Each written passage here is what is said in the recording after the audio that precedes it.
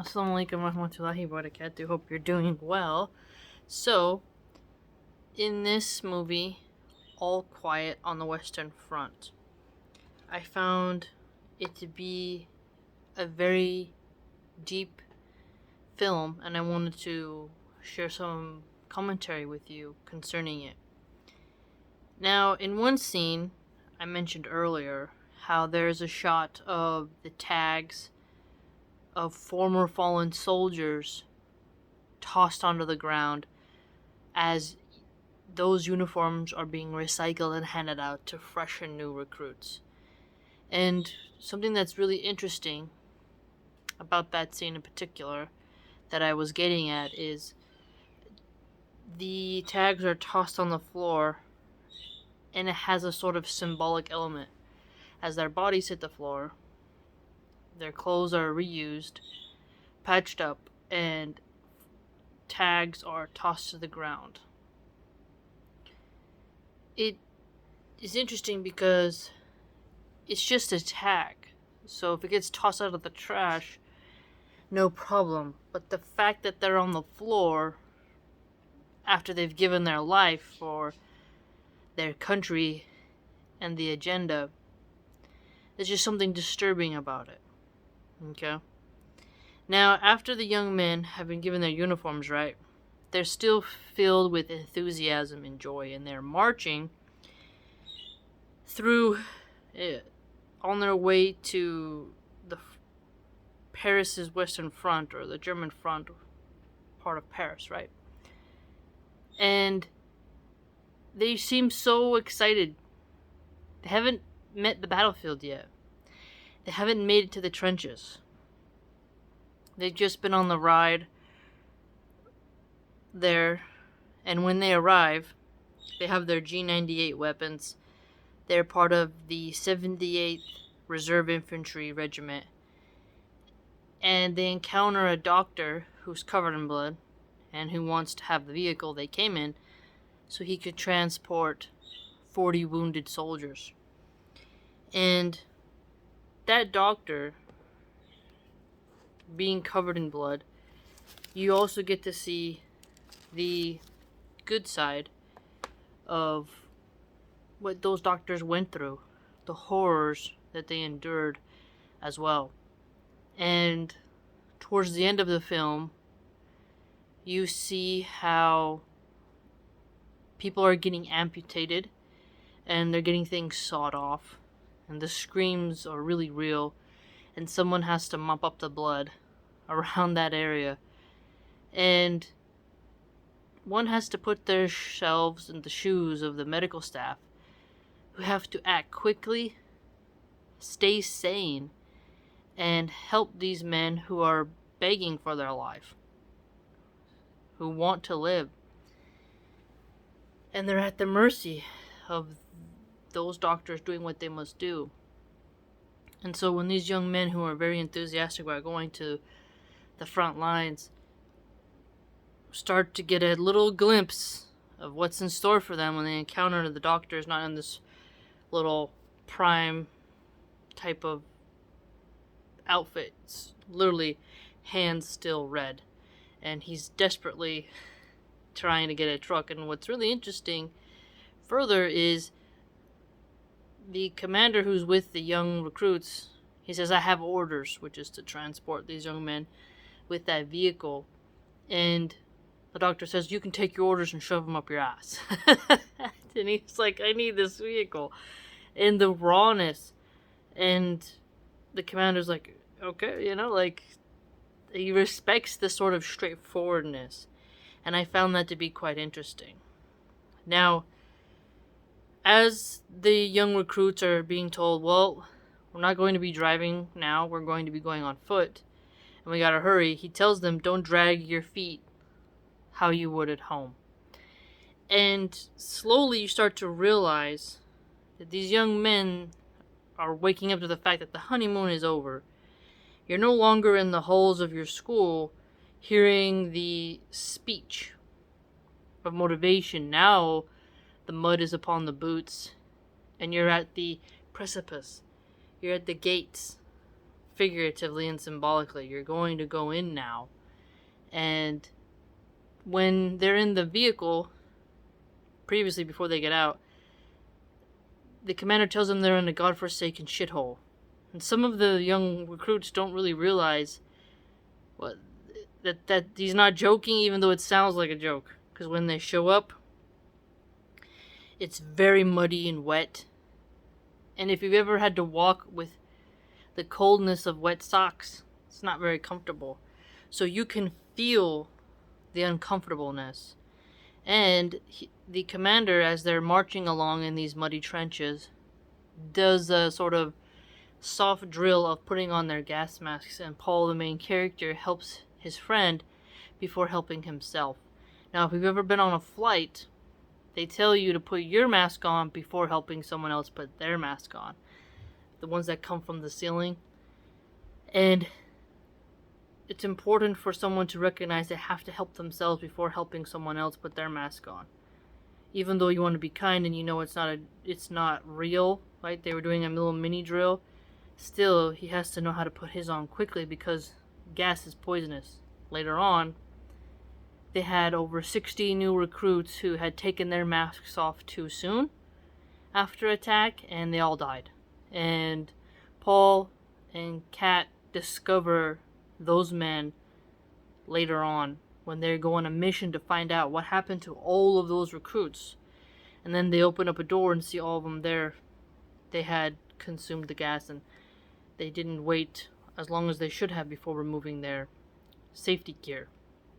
And so when he's struggling to put on his mask, the commander of the regiment tells him, "You'll be dead by morning, you should accept it now." Obviously, Paul lives, he dies in the end, but he survived a lot longer than what people thought would happen. Because he's kind of a lanky, skinny character. He's not really formidable in terms of physical presence, but he does have some strong will that slowly comes out towards the end, as we see. And so it's really intense. And then as they're in the trenches, they're learning, right? The young bucks. They start shooting, and the heat of the barrel of their rifle showed the French where they were.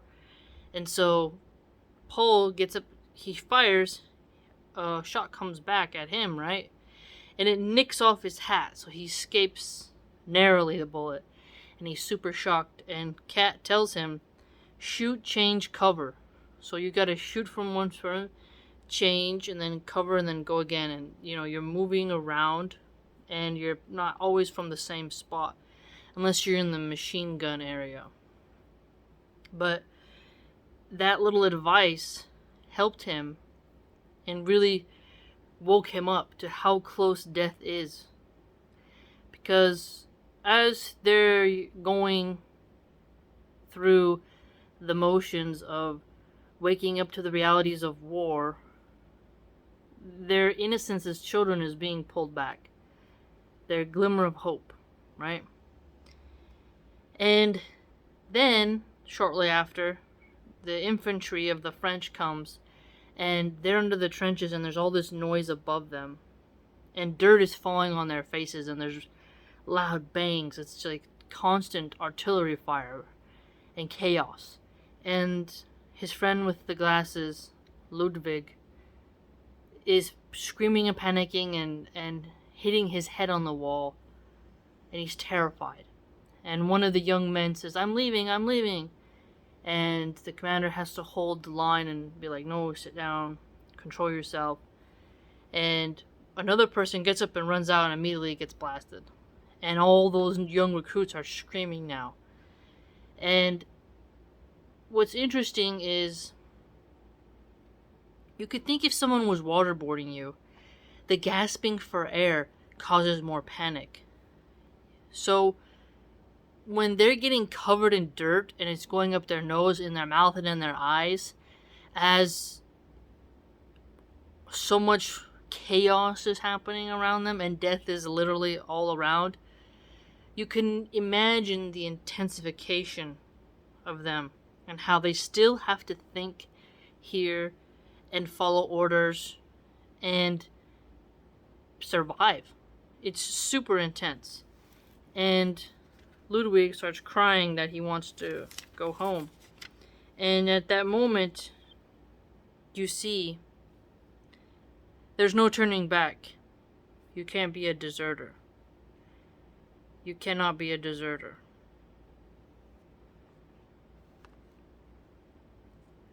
If you rewind and examine how Paul forged his parents' signature in order to go to the war and he didn't want to be left behind, well, now you can clearly see he's going to wish even more later on that he wouldn't have forged his parents' signature. The battle goes on, and Paul is under rubble. And they find him. His friends find him. Being stuck under that kind of rubble would be so cramped and dark and wet that many of us can't even imagine it. And he's next to a dead body, right next to a fallen soldier.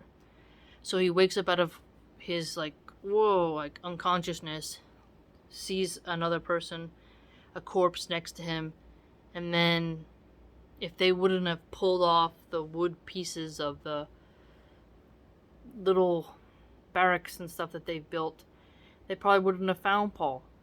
But they found him, and he's intact for now, and he's got to get up and continue going forward. He isn't allowed to give up, and his friends are going around searching for people who are stuck under the explosion rubble. And then as Paul wanders about, he sees his friend Ludwig's glasses on the ground, and then discovers his friend's body. And clearly, that's a heartbreaking moment, because previously Ludwig, when they were in the trenches and there was all the noise and panic, he asks Paul, "We're always going to be together. We're always going to be together, right?" And Paul is like, yeah, because he's in shock too. So it's quite sad when you imagine these bright-eyed, enthusiastic recruits wanting to defend their fatherland, wanting to win the war, wanting to make their families proud, wanting to have a piece of the glory pie, and not recognizing what the cost is going to be, but to suddenly realize it when their friend is face down in the mud and one of the legs from the knee down, the calf essentially, is blown off. It's pretty intense. And he cries, and he makes us all recognize how blessed we are to not have to endure such intense battles. It's really potent, because if one of us saw our friend like that, we would become traumatized naturally. So all those young men in World War I, they saw things that the youth of today couldn't handle. And it really made me think about how tough those men were and how many of their wives were left behind. Because so many women's husbands died and they had to fend for themselves. So many men died. So many families were destroyed and women had to be the leaders of the family. They had a harder time finding husbands. They had to find ways to provide for their children so they didn't starve. And the fatherlessness rate must have been super high.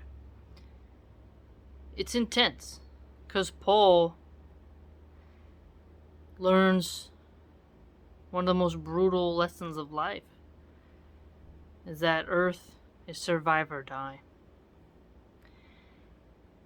And the draft was very common back in certain times. We don't have the draft today, but it can always come back. But still, even if you don't want to be a soldier, you never know when life demands that you become one. And we all have to have sons and daughters who are capable of defending themselves till the end, defending their communities and their families. Because as the men were perishing in the trenches, the women were sitting ducks in their communities.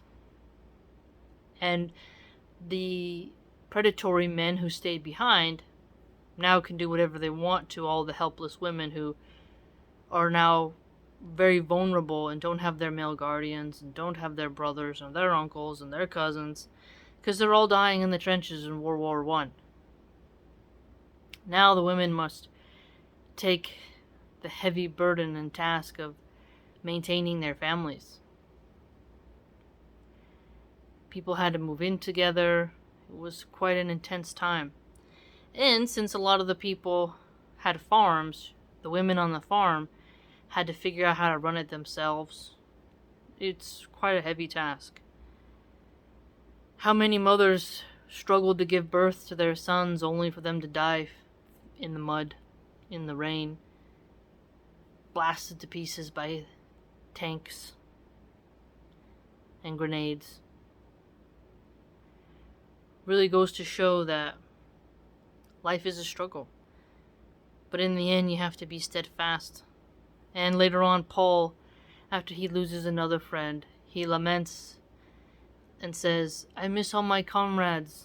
And another commander tells him, and I miss my mother for God's sake. And then tells him to grab ammo because they're retreating. Because the French are encroaching closer and closer to the trenches, so they got to get out.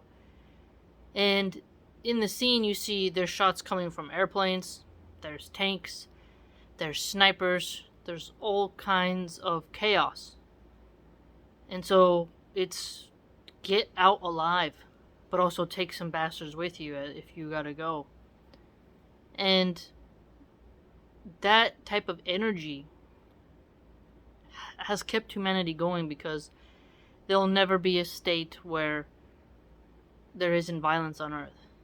I mean, you can put 2 male rats in a cage, they'll fight. You put 2 female dogs in a pen, they'll fight. It's just common that beings don't always get along. They don't. It's impossible. Because disagreements will always occur. And war is one of those ultimate contests of life that has shaped our very existence from the beginning and will to the end. And so when you see Paul go through his bright-eyed phase into realizing what he's gotten himself into and what he must do and how he must carry on, it is a heavy weight, which is quite intense. What do you think? Let me know what you think, because I want to read it. I would encourage you to watch it if you haven't watched it. It really gives you another perspective, and the acting is very well done. It's a very well made film. By the way, if you'd like to join my blog, it's www.subscribestar.com/MilahanArchive. I post some longer things on there, and it supports the channel because I'm not monetized. So I hope to see you there.